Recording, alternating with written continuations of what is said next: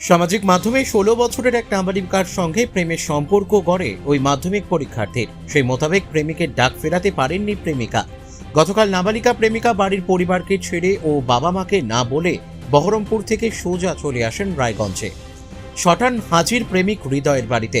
হৃদয়ে ঢুকতে চাইলেও ধোঁকা হলো না প্রেমিকার। ছেলের পরিবারের সদস্যদের আপত্তি ও নাবালিকার বিয়ে দিতে নারাজ পাত্রপক্ষের পরিবার। এরপর ফোন মারফত মেয়ের বাড়ির লোককে ডেকে তাদের নাবালিকা মেয়েকে হাতে তুলে দেয় নাবালক পাত্রের পরিবারের সদস্যরা।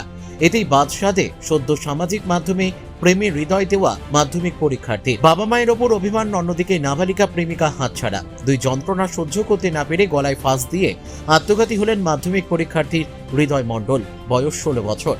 একমাত্র ছেলেকে হারিয়ে রীতিমতো বাকরুদ্ধ মণ্ডল দম্পতি। ছেলের মৃত্যুতে বারবার সংজ্ঞা হারাচ্ছেন মা।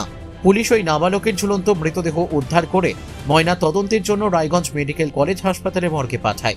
এদিন অর্থাৎ মঙ্গলবার বিকেল ৫টা নাগাদ ওই নাবালকের মৃতদেহ ময়না তদন্তের পর পরিবারের হাতে তুলে দেয় রায়গঞ্জ থানার পুলিশ। রায়গঞ্জ থানায় একটি অস্বাভাবিক মৃত্যুর মামলা রুজু হয়েছে। এই প্রসঙ্গে মৃত নাবালকের কাকা বলেন, আপনার নাম? নারায়ণ বিশ্বাস। যে মারা গেছে কি হবে আপনার? ভাস্তা সম্পর্ক। কি নাম ওনার? হৃদয় মণ্ডল। হৃদয় মণ্ডল। বয়স কত?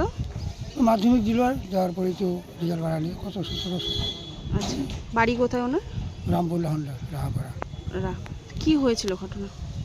আমি তো বস্তুসানি মেলার দিনকে অবধি আমার কাছে আসছিলো। মেলার পর থেকে তো বলে বাড়ি যাবে, বাস বাড়ি যাবে, এটুকু শেষ। আমার সঙ্গে ফোনে যোগাযোগও নাই, ফোন করছি ফোনও আমার ধরা নাই। তারপর শিলিগুড়ি বলেছিল, আমি ওর মাকে ফোন করবো, মা ছিল দিদির বাড়ি বহরমপুর। তখন আমাকে বললো যে তোমার ছেলে তো কথা শুনতেছে না, কোথায় ফোন টোন ধরে না, রিসিভ করে না। ঠিক আছে, আমি দেখছি। দেখলো, দেখার পরে ফোনে মার সঙ্গে কী কথা হলো, আমি ফোন করলাম, আর ফোন আমার ধরে না, বন্ধু। আমার সঙ্গে সম্পর্ক একেবারে শেষ হয়ে গেল। তারপরে ওর মার সঙ্গে কী হয়েছে, ওর বাবার সঙ্গে পরে কী কথা হয়েছে। তারপরে কি ঘটনা, মানে কি ঘটিয়েছে? ঘটনা ওই মেয়েলি ব্যাপার ছিল। আচ্ছা, ও তো এখানে ছিল, মেয়ে তো ওখান থেকে আসছে। কোথা থেকে? ওই বহরমপুর থেকে। বহরমপুর থেকে চলে এসেছিল। ওখান থেকে আসছে, শিলিগুড়ি মনে ছিল। তারপরে ও এখানে বাড়ি, এখান থেকে পরে নিয়ে গেছে বাড়িতে। বাড়িতে যখন আসছে চলো। আচ্ছা, তারপরে মা আসলো দুদিন পর, আসার পরে দেখলো এরকম। বলার পরে বললো যে এরকম মেয়ের মাকে ফোন করে বললো, চলো মেয়েকে তোমরা পাঠায় দাও, কিংবা নাহলে হোমে পাঠায় দাও। এই মেয়ে আমার সঙ্গে কথাবার্তা বলে দিলে, ব্যাস এগুলো মেয়েকে গাড়িতে উঠাই দিয়েছে, চলে গেছে। তারপরে ঘটনা ঘটাই দিয়েছিল বাড়ির মধ্যেই, বাড়িতে। নিজের শোবার ঘরে নাকি? হ্যাঁ। কটা নাগাদ ঘটনাটা ঘটেছে?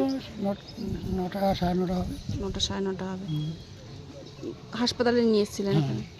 এখানে আসলে পরে চিকিৎসক মৃত বলে ঘোষণা করেছে। বাবার নাম কি?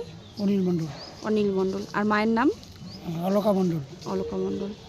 মেয়েটার নাম জানা আছে? না, আমার ওটা জানা নেই। ওর বাবা বলতে পারবে। রায়গঞ্জ থেকে বিথিকা পালের রিপোর্ট, কলিক নিউজ।